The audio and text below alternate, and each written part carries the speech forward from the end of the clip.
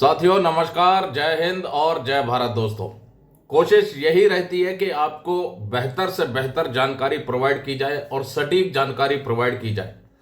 और उनके सपोर्ट में कोशिश ये रहती है कि जो विभिन्न ट्राइब्यूनल से जजमेंट आ रखे हैं उनको आधार बनाया जाए। तो आज एक ऐसा ही मामला मैं लेकर के आया हूँ। एक सैनिक जो कि संतरी ड्यूटी पे था और लैंडस्लाइड होती है और मलबे में वो 9 से 10 फीट तक दब जाता है और एक्सपायर कर जाता है। क्लाउड बस्ट होता है, यानी बादल भी फटता है। तो इन कारणों से जब कोर्ट ऑफ इंक्वायरी होती है, एट्रीब्यूटेबल टू सर्विस एक्सेप्ट कर ली जाती है। रिकॉर्ड ऑफिस बैटल कैजुअल्टी का पार्ट ऑर्डर भी पब्लिश कर देता है। अब उसकी जो फैमिली थी, उसने जब अपना पेंशन का क्लेम प्रोसेस किया तो उसको लिबरलाइज्ड फैमिली पेंशन मिलनी चाहिए थी, लेकिन पीसीडीए प्रयागराज ने उसका लिबरलाइज्ड फैमिली पेंशन की जगह स्पेशल फैमिली पेंशन सैंक्शन किया।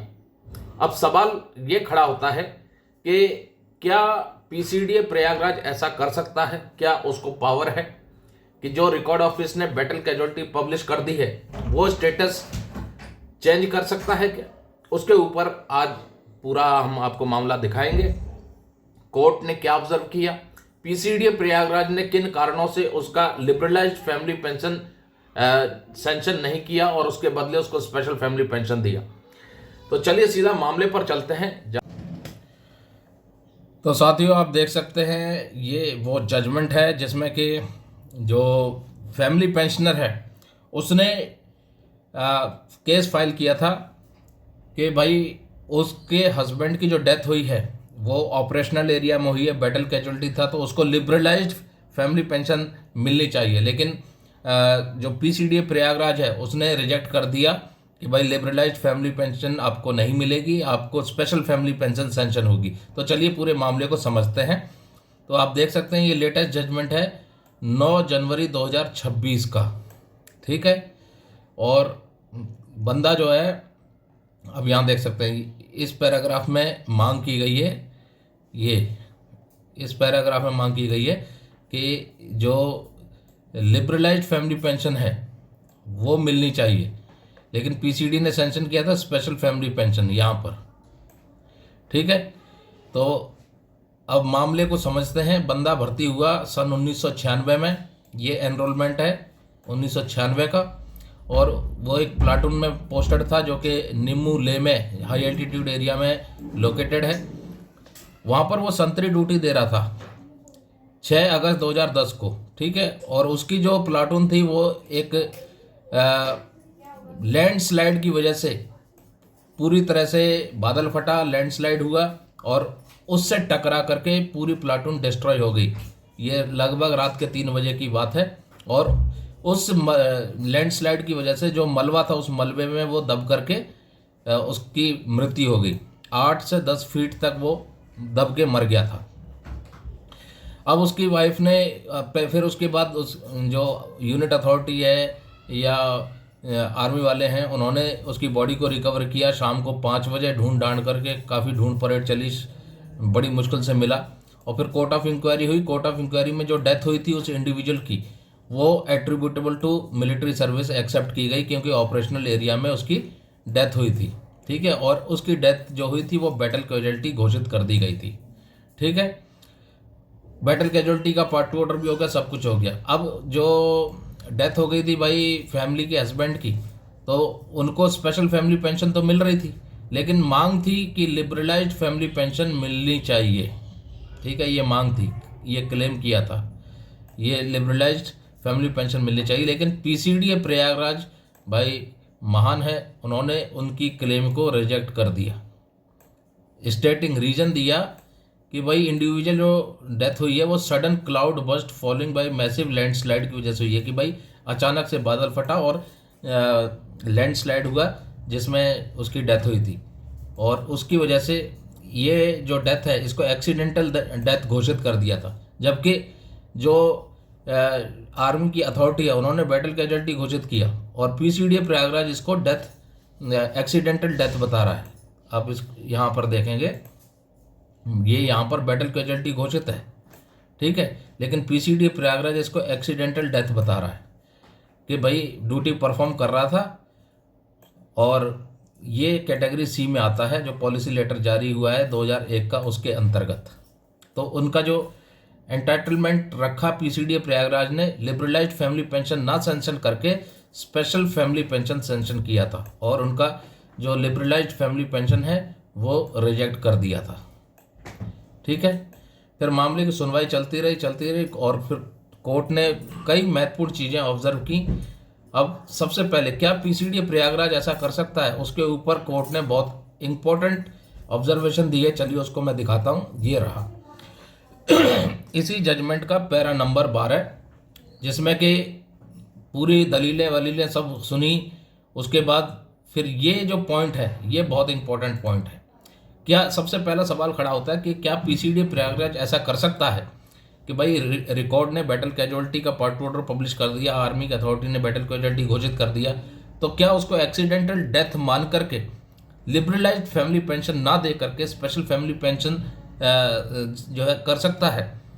क्या अपग्रेड से डाउनग्रेड पीसीडी प्रयागराज कर सकता है? और क्या कंपिटेंट अथॉरिटी के फैसले को, उसके व्यूज़ को पीसीडी प्रयागराज चेंज कर सकता है? उसके बारे में ये चीज़ें कही गई हैं इस पैराग्राफ में। तो इसमें देखिए, आप सबसे पहले लिखा है देयर इज नो डाउट। ठीक है, यहाँ पॉइंटर कहाँ गया, यहाँ से पकड़ लो।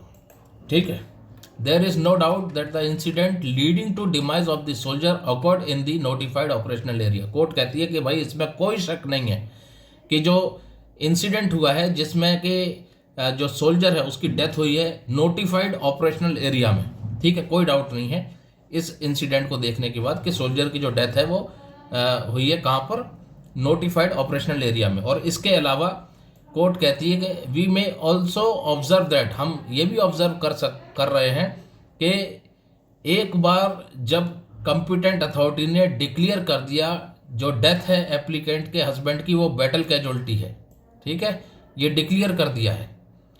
ठीक है, तो पीसीडी प्रयागराज के पास कोई राइट नहीं है कि जो व्यू लिया है कंपिटेंट अथॉरिटी ने उसको चेंज कर दे।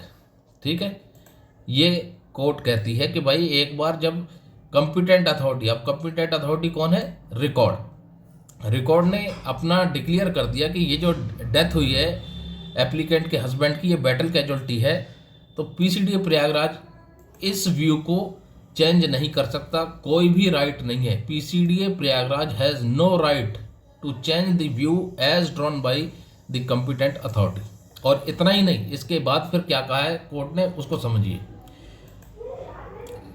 The role of PCD Prayagraj is only to make payment to the family of the deceased soldier and PCD pension Prayagraj has no power to change the views expressed by the competent authority. भाई court कहती है इस यहाँ पर कि जो PCD pension Prayagraj का role है वो सिर्फ यही है कि वो फैमिली को, जो डिसीज्ड सोल्जर है उसकी फैमिली को पेमेंट करे, और ना कि उसके पास कोई पावर है कि जो कंपिटेंट अथॉरिटी ने अपने व्यू लिए हैं, जो व्यू एक्सप्रेस किए हैं, उसको चेंज करे। पीसीडी प्रयागराज के पास कोई पावर नहीं है। ठीक है, उसके बाद in the instant case the competent authority, that is record office है भाई कंपिटेंट अथॉरिटी, उसने एक्सेप्ट किया है कि एप्लीकेंट जो है वो एंटाइटलमेंट है किस चीज़ के लिए, लिबरलाइज्ड फैमिली पेंशन के लिए। ठीक है भाई, जो कंपिटेंट अथॉरिटी है, जो रिकॉर्ड ऑफिस है, उसने एक्सेप्ट किया है कि ये जो फैमिली है ये लिबरलाइज्ड फैमिली पेंशन के लिए एंटाइटल है। लेकिन पीसीडी पेंशन प्रयागराज उसने कन्वर्ट कर दिया है उस पूरे को स्पेशल फैमिली पेंशन में। ठीक है, ये कन्वर्ट कर दिया किस में, स्पेशल फैमिली पेंशन में। अब किस ग्राउंड पर कन्वर्ट किया है वो मैं आपको बता देता हूं। ठीक है, on ground that as per policy letter dated 3 February 2011। भाई पीसीडी प्रयागराज ने लिबरलाइज्ड फैमिली पेंशन ना दे करके स्पेशल फैमिली पेंशन दिया है किस ग्राउंड पर, कि भाई एक पॉलिसी लेटर है 3 फरवरी 2011 का, जिसके तहत ये जो बेनिफिट है ये केवल एप्लीकेबल कब से होगा, with effect from the date of issue of policy letter. जब से ये लेटर इशू हुआ है उस डेट से ये एप्लीकेबल होगा, ऐसा मानना था पीसीडीए प्रयागराज का कि भाई ये जो पॉलिसी लेटर 3 फरवरी 2011 को जारी हुआ है तो 3 फरवरी 2011 से ही ये लागू होगा। ठीक है, अब आगे कोर्ट कह रही है कि ये जो बात पीसीडी प्रयागराज की है ये लीगली सस्टेनेबल नहीं है। ठीक है, ये बात सही नहीं है, लीगली सस्टेनेबल नहीं है, स्पेशली जब कंपिटेंट अथॉरिटी ने पार्ट 2 ऑर्डर पब्लिश कर दिया है बैटल कैजुअलिटी स्टेटस का। बैटल कैजुअलिटी स्टेटस का पार्ट 2 ऑर्डर हो गया तो भाई पीसीडीए प्रयागराज उस व्यू को चेंज नहीं कर सकता। ठीक है, और अंत में आप देखेंगे अंत में फैसला आया है कि भाई इधर लास्ट में भाई इस अच्छा सुप्रीम कोर्ट का भी एक जजमेंट है आर्टिकल 14 को लेकर के, जिसमें कि सभी को बराबर का हक मिलना चाहिए। ठीक है, ये सुप्रीम कोर्ट के जजमेंट की बातें हैं जो कि एएफटी ने अपने जजमेंट में मेंशन की हैं। ये पूरा मामला है, बराबरी का हक सबके लिए है, सेम सिचुएशन है, सब कुछ सेम है। तो ऐसा नहीं होना चाहिए कि एक को स्पेशल फैमिली पेंशन मिले, एक को लिबरलाइज्ड फैमिली पेंशन मिले, एक को कम पेंशन मिले, एक को ज़्यादा पेंशन मिले, ऐसा चीज़ नहीं होनी चाहिए। आर्टिकल 14 कहता है सबको बराबरी का हक है, इसमें लिखा है ना, article 14 strikes at arbitrariness in state action and ensures fairness and equality of treatment. तो वो चीज़ें आ गई और उसके बाद अंत में कोर्ट कहती है कि इन view of the above original application succeeds and is accordingly allowed. ठीक है, सारी दलीलों को सुनने के बाद, समझने के बाद, फैक्ट्स को छानने के बाद, एविडेंस को देखने के बाद कोर्ट कहती है कि जो फैमिली पेंशनर है उसकी जो ओरिजिनल एप्लीकेशन है वो कामयाब होती है और अलाउ कर दी जाती है, और जो उनका रिजेक्शन लेटर था रेस्पोंडेंट के द्वारा, सरकार के द्वारा, उसको सेट असाइड कर दिया जाता है। ये यहाँ पर सेट असाइड, ठीक है, और रेस्पोंडेंट को डायरेक्ट कर दिया जाता है कि भाई लिबरलाइज्ड फैमिली पेंशन दिया जाए। डायरेक्ट किया जाता है grant liberalised family pension to the applicant with effect from next date after the death in respect of her husband within a period of 4 months। तो भाई लिबरलाइज्ड फैमिली पेंशन देने का आदेश armoured forces tribunal की तरफ से जारी कर दिया गया और 4 महीने के अंदर करना है। जो एरियर रहेगा लिबरलाइज्ड फैमिली पेंशन का वो 3 साल तक का ही मिलेगा, क्योंकि इन्होंने केस फाइल करने में बहुत देरी कर दी थी, इसलिए 3 साल से ज़्यादा का एरियर नहीं दे सकते हैं। तो एप्लीकेशन जो फाइल की है वो 3 जनवरी 2024 को फाइल की थी और उससे पहले का जो 3 साल का एरियर है वो मिलेगा उनको, ना कि जिस डेट से डेथ हुई है उस डेट से मिलेगा। तो इसलिए कहते हैं कि जब भी आप कोर्ट केस करें तो तुरंत करें, और फेल होने पर 8% का ब्याज भी देने के लिए बोला है। अंत में लिबरलाइज्ड फैमिली पेंशन देने का आदेश आर्मर्ड फोर्सेस ट्राइब्यूनल ने सरकार को दिया, और जो एरियर है वो उनकी डेथ जब हुई थी उससे अगले दिन से नहीं, जिस डेट को उन्होंने original application court case file किया था उससे 3 साल पहले तक का ही मिलेगा।